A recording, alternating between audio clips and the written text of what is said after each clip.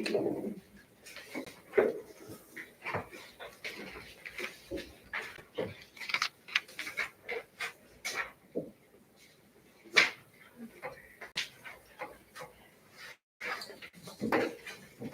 waiting on us, Joe? Yes, sir.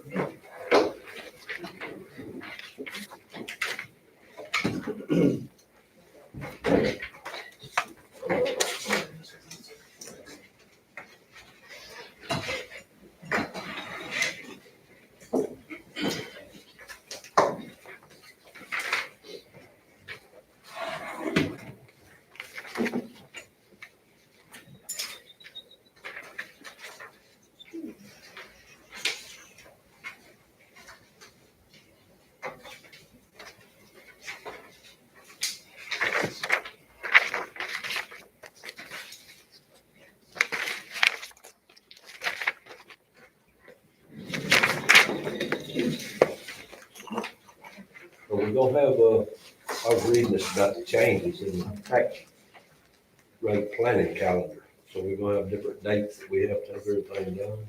Deadline, chief pray.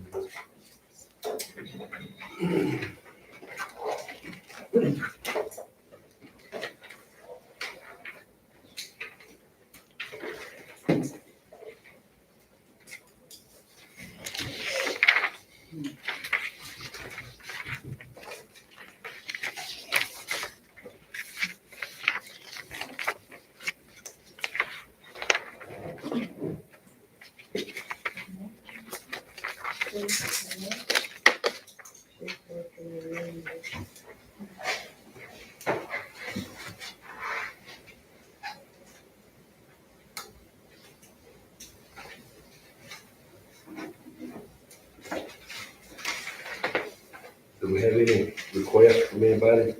for more money? Numbers that you know of? Yeah, looking at, I know the hospital and then the district clerk and the sheriff's department. We got Sandra here. I don't see why we couldn't go ahead and look at the hospital stuff.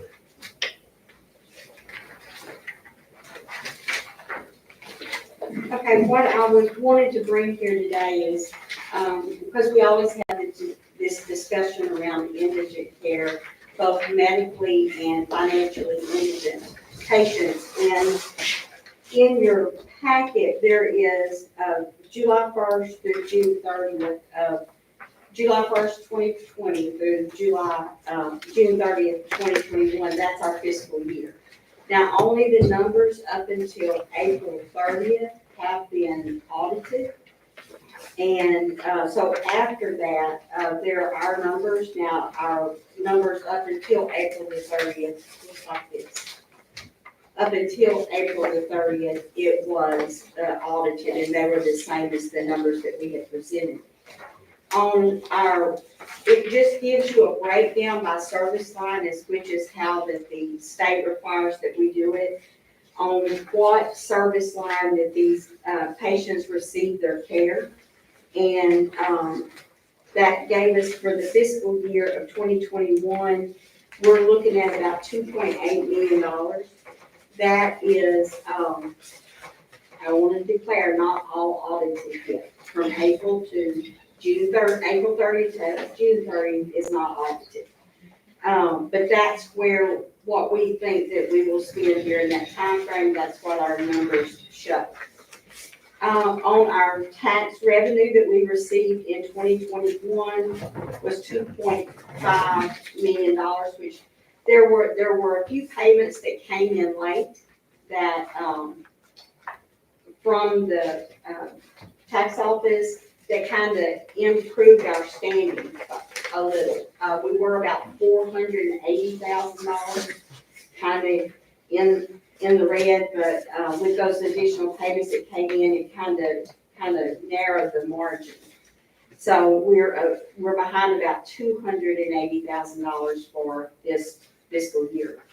One of the things, though, that I wanted to bring to your attention is we're looking at kind of an odd population that is starting to become eligible for indigent care.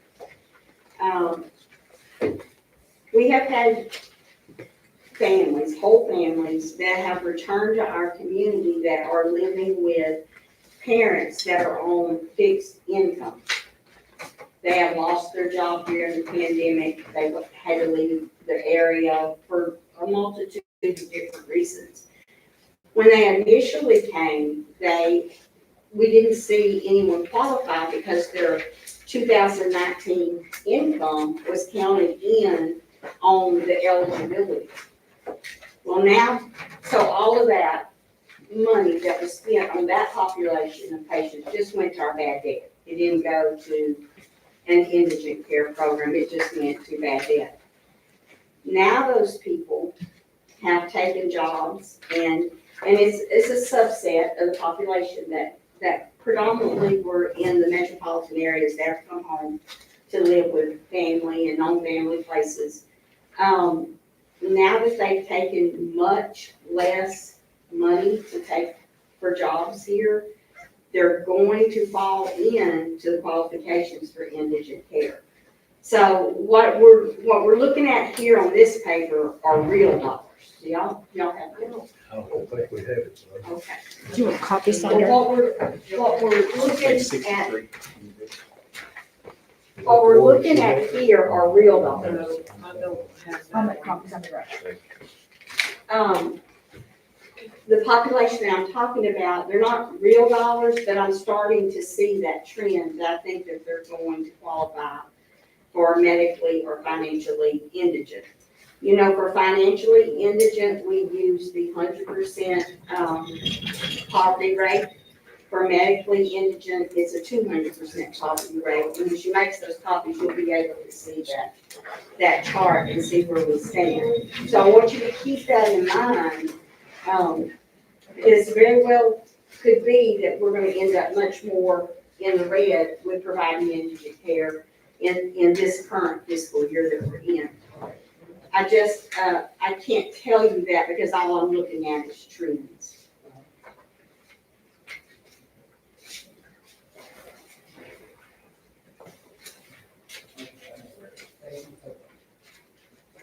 So, Sandra, do you think you're okay at the tax rate that you're at Yes. until we get through the next year to see what? Yeah, because all I can do now is trend. Based on the information that is hard data, I do think that I am okay. I hope that I am okay, you know, and that trend is not too significant, but it's more than what you would think. And when you get these copies, you will see that if you look at the prescriptions of which we provide, which we know that the pharmaceutical companies have huge costs with medicines. But when you look at the prescription costs that you'll see on this piece of paper, don't let it fool you. I can't really tell you the number of people that are receiving these prescriptions. I'm walking a really fine line when I present this data. But just know that Scott has negotiated down prescriptions from $1 to $3 for generic prescriptions. So we're serving a lot of people as far as, and what you predominantly see is blood pressure and cardiac medicines that are diabetic medicines.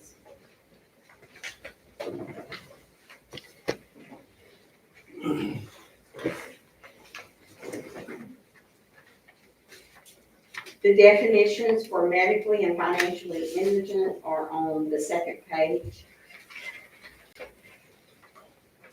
Medically indigent up until September 1st, 2019 was called charity care, where we are, that is not the term anymore, it is medically indigent. Which is what that means, is they may have traveled along the line just above the poverty level, and once that poverty level has, or a medical, one episode of an ER visit will drop them below the poverty level. That is considered medically indigent. And this information was, our charts and stuff, all hospitals use the same chart. It's from HHSC. And it's just, it's very, it's just widely known. It's the only chart that we have to use. And the amount of money that we already, that we're obligated to pay, isn't it over this amount, not compensated, or, I don't remember what. Yeah, we always go in the hole a little bit, in the red a little bit. And if we have good operations, we've always been able to absorb that as a hospital district. I anticipate that we're gonna be able to absorb that again, as long as we stay kind of on an even keel. It's just that one subset of population that I'm giving some thought to, kind of a little bit concerned about.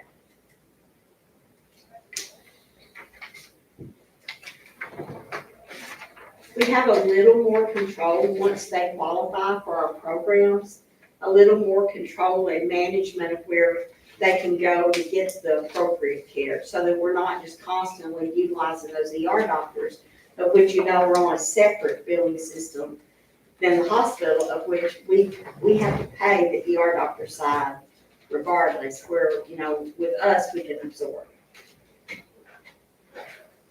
Sandra, it seems like there was a report that came in either the last or the previous, prior to that one, monthly report. And Mike, I think that we saw that y'all were underwriting costs, service costs to the tune of close to $500,000. Correct, So it wasn't and being we were at offset. 4.8. Okay. We were at 4.8, but we got in a couple of additional tax checks that we were not expecting, which bumped it down to the 2.8. Okay.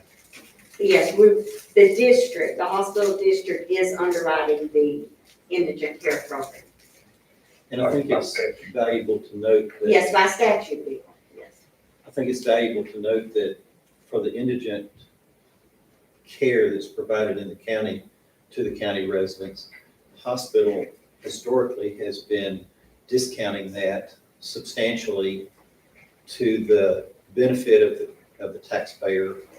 Whereas if we were having to transfer all of these indigent patients out, we'd wind up paying whatever that hospital provider was giving us at whatever rate that they were levying to us. Correct, you would be paying the UTMB rate without negotiation. They have to negotiate with a hospital district, but not with a county. So we would lose that negotiated rate with UTMB.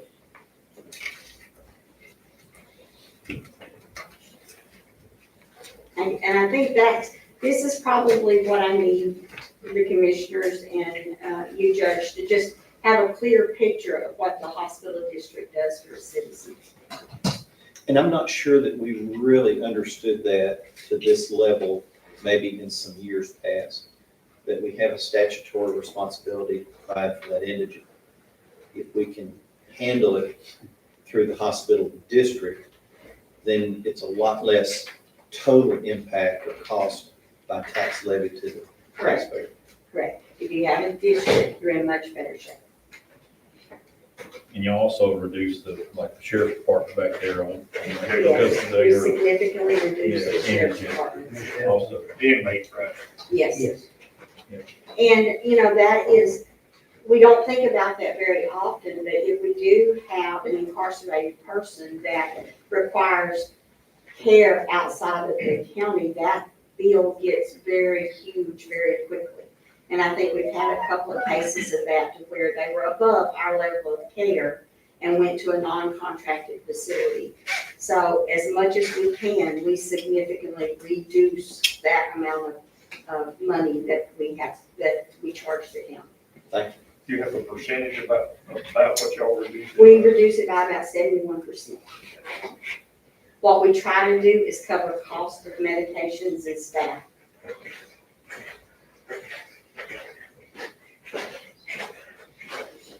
All right, so y'all not really asking for anything extra, you just want what you've been getting, basically. Yes. Don't want any less. No, please, no less. Please. and I didn't have a real good understanding of it until I sat down and, talk to Sandra about the rate. And, most people, they look at that statement, they don't know what it does, but now, Well, and they don't know by statute what we're required to do. That's probably the biggest unknown, I guess.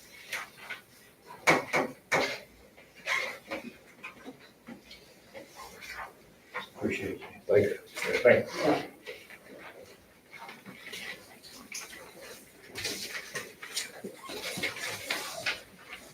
Uh, District Clerk. Yes. You want some more money? I think what I'm asking for should already be there. I know, I'm not asking for anything. I'm just really, if I ask for anything, I have some plans that I want to do. I want to start preserving our records, which, that is something that hasn't been done. I've started scanning in, we're integrating also, at some point in time, we've not done that yet. But it is gonna cost money to preserve the records after they've been, scanned in and, may have to look at a cost. I have to keep everything from 1950 back.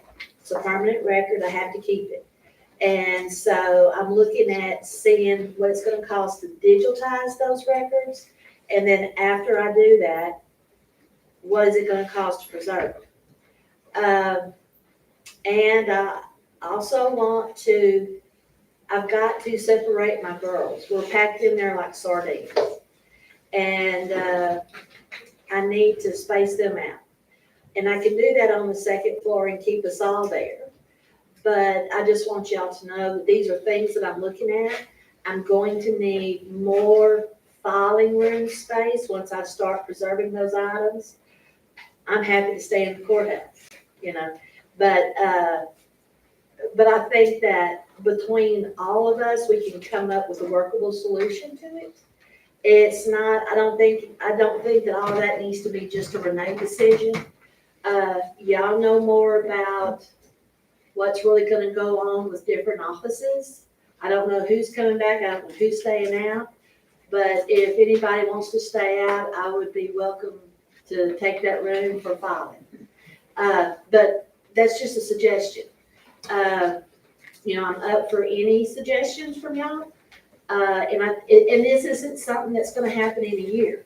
This is something that's gonna be, I may not be the one that finishes it up, but I'm gonna be the one that starts it. So, and I also know that by a state legislature, I believe that we are allowed to ask $10 on our civil filing fee for record management. Right now, we're just taking $5, and I would like to increase it to the $10 that we're allowed to take. I think Melissa is the one that started the $5, and it became law that we could do that but it comes in on the filing fees. It doesn't come in on the tax end, it comes in on the filing fees. And the state of Texas is fixing to change the filing fees for the civil suits. From what I understand, across the board, they'll be the same, So, but this is just the main points that I'm looking at, and I'm welcome. I'm open to any suggestions on where to start, how to start, where I can put stuff. But yeah. Are you looking into numbers for digitizing and preserving names? I have a bid, but I think my time, I don't have it with me. Yeah. So, but I have one bid, which I'm gonna talk to Donnie about it whenever, so I can understand it better, because she understands more than I do. And so, I've asked her if the bid is good, if the bid is bad. And I'm gonna get a couple of more. I want to go to the legislature in Austin. They're gonna explain the laws a lot better in September, so I need y'all's approval for that. And, I'm just looking at a lot of things, but a lot of this stuff is just little steps along. So I know it sounds like You a can get lot. us a close number on what that's gonna be, so we can kind of look at our budget. Sure. We're gonna need to do that pretty quick. It's cost estimates on that, so we can set some money aside if it's available for that. No, that's right. Instead of having to wait a whole Well, nother and I year. do not mind doing a little bit each year. You know, just set aside a little bit each year that, you know, I can, you know, tell whoever I'm gonna do this, hey, come get a couple of boxes, bring them back, preserve them. I wanted to, and what I want to include, or if we do a partial, I want to include what it is to digitize them and then what it is to preserve them. Because they're gonna come out of the canisters and they're gonna go into whatever I can find, you know, that should be reasonable to preserve those items. So, you know, if I, you know, I'm looking at, the number that I'm looking at is about 20,000. 10,000 to digitize them, 10,000 to whatever it takes to preserve those items that I get digitized. And but yeah, I mean, I'm not out to do we're a poor county, I understand that. And so a little bit alone, I'm happy with that. So, and we'll get into more detail when my time is, and I'm better prepared, so. We'll find out what you can soon. I will. I'm gonna,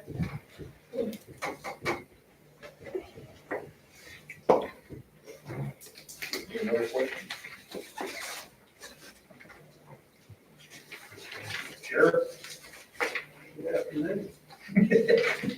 Step forward, sir. I'm kind of like her now. I came over to see what's going on. Now, I've got, you ready for me, Commissioner Clerk? Yes, sir. Pass out just a little bit of information. I've been a little under the weather, so I'm like Mr. Renee, I'm a little behind the eight ball. We're gonna play catch up. I will say that Sandra's and Renee's defense on both aspects, they have battled with us through the COVID issues. Unfortunately, it seems like it's gonna be an ongoing battle. And Renee is doing a great job with the inmates, getting those to TEC, keeping our COVID numbers down. We've got a few issues on that going on right now, but we are tackling them. That's all.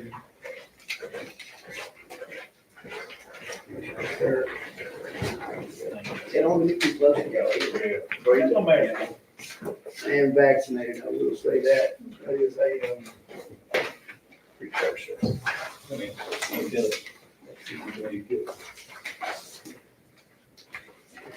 Should have that. I've also got the 2021 number just for reference.